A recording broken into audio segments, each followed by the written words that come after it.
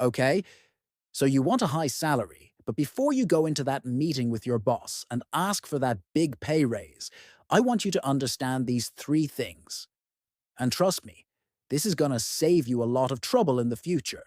Number one, you're paid for value, not time. So you might be thinking, I work so hard. I put in the hours. I deserve a raise because I'm putting in the time. Let me tell you something. Being busy does not equal to being valuable. So just because you're busy working on your laptop, checking your emails, attending meetings, being busy doesn't mean you're actually delivering value. In fact, a lot of times it's the other way around. You could be super busy, but not really be moving the needle. So instead of focusing on how busy you are, or how many hours you're putting in, focus on the outcomes. Ask yourself this question: what result am I delivering? So for example, if you're a content creator like me and you're thinking, oh, I work so hard. I'm spending so much time editing videos and writing scripts. Okay, cool. But what are you delivering? Is it more views? Is it more engagement? Is it more subscribers? Is it more revenue?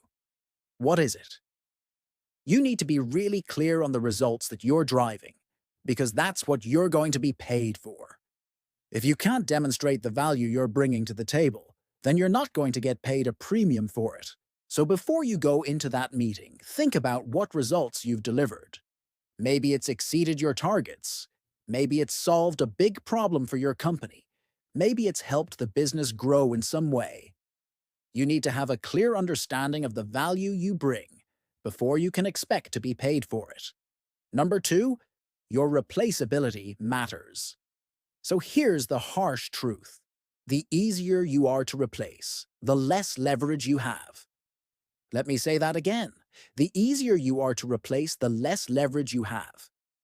If you're a hard-working, reliable, trustworthy employee that does a good job, but your skill set is easily teachable, you're easily replaceable, that means your leverage is low. Now, don't get me wrong. There's nothing wrong with being reliable, trustworthy, or hardworking. Those are all great qualities, but they're not unique. They're not rare. Anyone can be reliable.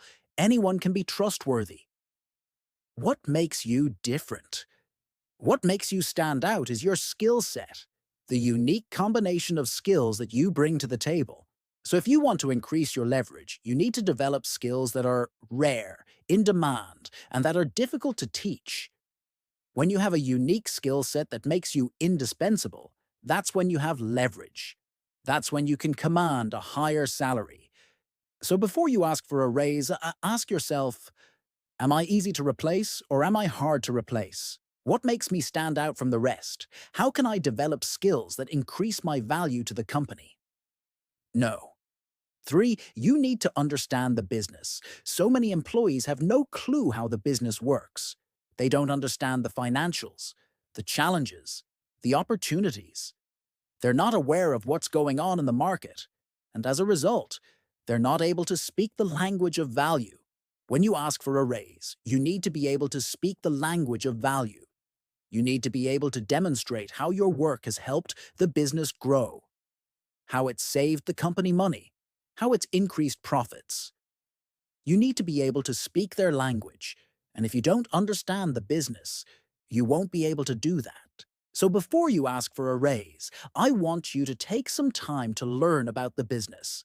Understand the financials, understand the challenges, understand the opportunities, and most importantly, understand how your work contributes to the overall success of the business. And here's a bonus mindset shift that will help you. Don't ask yourself, do I deserve more? Because that's a self-centered question. Instead, ask yourself, how am I helping the business succeed more? When you approach the conversation with this mindset, it'll change everything. So before you ask for that next raise, I want you to reflect on these three things. Are you being paid for value or for time? How easy are you to replace? And do you understand the business?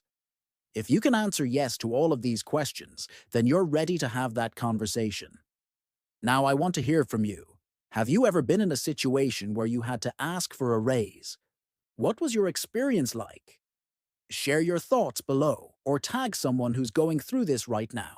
And if you found this helpful, please hit the like button because it helps others find this video. Thank you so much for watching, and I'll see you in the next one. Bye for now.